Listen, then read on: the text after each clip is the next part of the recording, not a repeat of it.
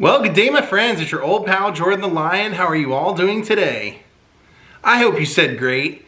Today I wanted to kind of do a little memorial or tell you a couple of stories about, my interaction or stories out of my life about Carl Weathers. I was a big Carl Weathers fan. I think Carl playing Apollo Creed and dying in Rocky IV was maybe the first time I had encountered death in a movie. And I've always thought that was just such a powerful thing. And I've always thought, of like how monumental that was, because he started out as a football player for the Raiders and then eventually ended up getting cast to basically be like a Muhammad Ali when Stallone wrote Rocky, and then went on to have a great career with tons of things that I loved, including Happy Gilmore and Arrested Development. I thought some of those were some of his finest works. They were really different than what he had done in Rocky, and I was always looking forward to meeting him. I met him last year. I did vlog it at MegaCon Orlando. It wasn't the greatest experience. It wasn't what I would have hoped for, but I had this Rocky Championship belt with all of the champions from the movie on it, and I already had Stallone signing it, and I wanted to add him. I know Mr. T will be hard, and I was gonna add Dolph Lundgren, so we were lucky enough to get to go meet Carl Weathers. But I wanted to tell you a story that I wanted to tell Carl Weathers, but when I got there, it just kind of, by his demeanor, I didn't figure that he would really care or enjoy it. So I'll tell you guys, and then I'll tell you about my interaction with Carl at MegaCon. So, I moved out to Hollywood when I was 18 years old to go to music school. And while I was in music school, I started writing music, and then when I got out, I formed a band. And one of the prerequisites for having a day job for me was that I needed to be able to perform at night, between the hours of like 9 p.m. and midnight. So I couldn't be working during that time. So I got a job, I got lucky. I was just out hiking one day and met this girl, and she told me that she worked at Jerry's Famous Deli, and that the manager there, his father had written a bunch of songs for Elvis, and that he tended to take pity on musicians and would give them jobs. So I actually was a big Andy Kaufman fan. I thought that'd be really cool to work where Andy Kaufman worked. And she told me they were actually looking for delivery drivers, which meant I would basically be out driving around all day working off of tips, which I thought was pretty cool. And she said, right now I think they have a position open where you get off at 4 p.m.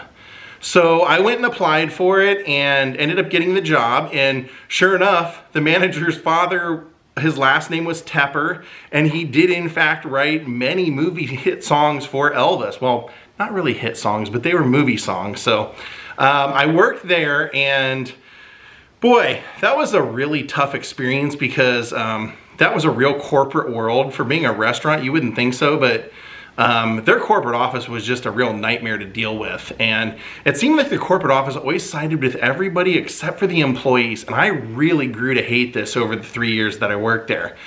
So the last straw came, and they called me, and I was a driver, and they said, hey, somebody called and complained that you didn't use your turn signal. And I said, I always use my turn signal, always. She said, well, I need you to come up here and talk to me. I said, if you're having me come up there and talk to you, then you're gonna write me up, and I'm telling you that out of habit, I always use my turn signal. And I've been an employee here for 3 years, and if you're gonna take somebody else's word over it than mine, then I'm gonna quit right now. And she said, well, is that your decision? Now, I've never been the kind of person to ever quit a job without having another job lined up. But this was just a matter of, like, for me, it was like ethics and pride. I knew I wasn't wrong, and I was just tired of always seeing them side against their employees. So I said, yep, that's my decision. I'm done. I'm not coming back. So I quit and started looking for another job, and I went on Craigslist. And I found another delivery job available where they were asking you to use your own car. They were asking you to start work at midnight and drive from like midnight to 6 a.m. and that it was a new company. It was a chef services company, and they were basically, making meals and dropping them off while their customers slept at their front doors. So I contacted them. They sounded really nice. They were based out of Venice Beach, and at the time that I went, it was just starting. I think they'd been around for like a month, and they were still cooking the meals out of the owner's home, which they would be told shortly thereafter, like, hey, you can't do this. You can't be cooking out of your home if you're sending these people's meals. They has to be in like an actual kitchen and this and that. So she started renting a kitchen. But the early days, she would only have between like 4 and 12 clients per day. And so when I got hired, she said, yeah, I'm only gonna need you to do, you know, probably 4 hours of work, but it'll build and everything. And she said, right now, I've been dropping them off myself, and or I have a kid that helps me out named George. He helps me pick up the bags. Now, what she meant by pick up the bags was that they would drop off the food in like a duffel bag type thing with ice packs, dry ice in it. And that would keep the food cold. And then we would go and pick up the bags the next time we delivered to the people. But if some of them said, hey, you know, I'm not gonna be ordering for another week, we would go pick up what they had. And sometimes people would have, you know, a week's worth of bags they hadn't returned. Some people returned them every night. So my first day there, I walk in and they're talking to me. I've already been hired and everything. And they say, hey, I think I'm gonna need you to run me a quick errand. Do you mind going over to, and they gave me a house address. And they said, it's just a few blocks away. This guy's kind of mad. And I was like, oh, why? And they said, well, he called us and he said, I have a bunch of your trash here that I want you to come pick up. And she said, I don't really know what's going on. So when George gets here, I'm gonna ask him. Now, George was a 16-year-old kid, and his father had been the gardener for the owner. And so she had known this kid since he was like 8 or 9. She trusted him, and she would give him odd jobs to make money. And since he could drive, and since somehow he got his license, knowing him, I don't know how that happened, but he somehow had his license. She asked him to go do the bag pickup. And he went out, I guess at 6 in the morning, did the bag pickup. And since they were cooking out of her house, she had told him, hey, swing by like a dumpster somewhere and just throw the boxes away if anybody returns them. Because inside the bags, they were told not to return their food containers, but sometimes people thought that we were gonna reuse them, so they would return them. So instead of going and finding a dumpster, he admitted, I just threw them out the window of the car. And so when she found that out, she said, hey, you know, I'm not sure what this guy's temperament's gonna be, because George admitted that he just threw him out the window over the guy's gate. And so she said, I'm not gonna send you, I'm gonna go ahead and I'll go deal with them myself. And so I said, oh, are you sure? I mean, I don't mind. I said, this is my first day, so I'm not gonna really take anything they say personal. She goes, no, I better go do it myself. She hops in the car, she goes over there, and when she comes back, she goes, you're not gonna believe what happened. I said, what? She goes, well, I thought he was gonna leave the, you know, trash bag or whatever outside, but no, he actually had a note that said, ring my doorbell. I will personally hand you these. And so she said, she rang the doorbell, and Apollo Creed answered the door very angrily with a bag of garbage with our sticker on each one. That's how he knew who it was. They had put stickers with what the meal was and their logo on there. And so all he had to do was go online, look up the company name, and that's how he was able to contact them. So that would have been actually my first meeting of Carl Weathers had they sent me there. But I thought that was so crazy. When she came back, she goes, yeah, he was pretty mad. It was Apollo Creed from Rocky. So I thought that was kind of a funny story. And, you know, knowing that I wanted to meet him, because I'm always paranoid that if I have something I want to get signed and I don't do it within, you know, the quickest amount of time, those people could possibly pass. And, you know, from my mouth to God's ears, it was like, I said that last year when we went, and literally the same weekend, a year later, at MegaCon weekend, Carl Weathers died this year. He actually passed away in his sleep, peacefully, his family said.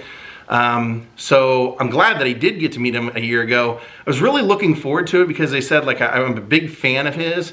But I did see that he had some kind of peculiar pricing for his autographs, which made me think he's not gonna be as cool as I'm gonna want him to be. Part of that is that he charges $80 if you just want one of his 8x10s off of his table signed, but anything you bring is $300, and that's it. Like, there's no leeway between there. So I had this belt that I wanted him to sign, and so I was willing to pay the money. But we got there, and they made an announcement to us before he even sat down to sign autographs, said, he's gonna be wearing a mask the whole time, and he's not gonna do any selfies from the table.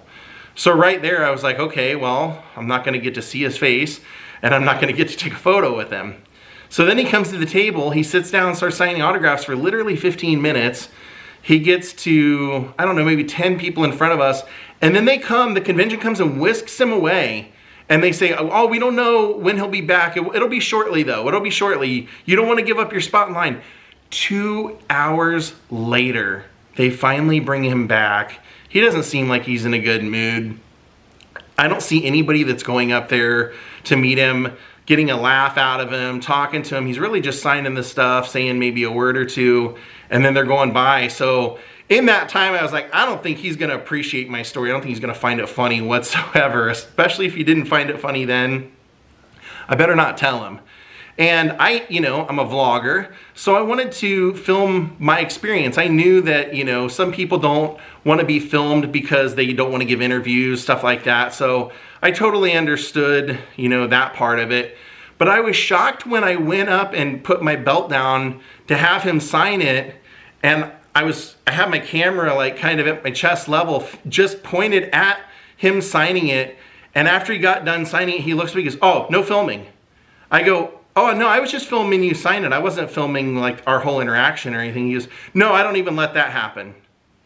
So that kind of, it wasn't the greatest experience or anything. Like I said, I'm not gonna hold that against him, because God knows what kind of stuff he's dealt with living in California. And if he was really heavy on the face mask, maybe, he's a big COVID guy and doesn't want to get it, already had. I don't know what his situation was, so I'm not going to say anything, negative about it. I'm just, like I said, I loved his work, and I just thought, man, if I ever got to meet him, I would love to tell him that crazy story about working for that company and them throwing it. They didn't know he lived there, by the way. This was just one of those things that the kid just happened to be driving by. He said, oh, I was just at a corner and I saw a fence, so I just chucked it over the fence. It just so happened to be Carl Weathers' fence in Venice Beach. So hope you guys enjoyed that story.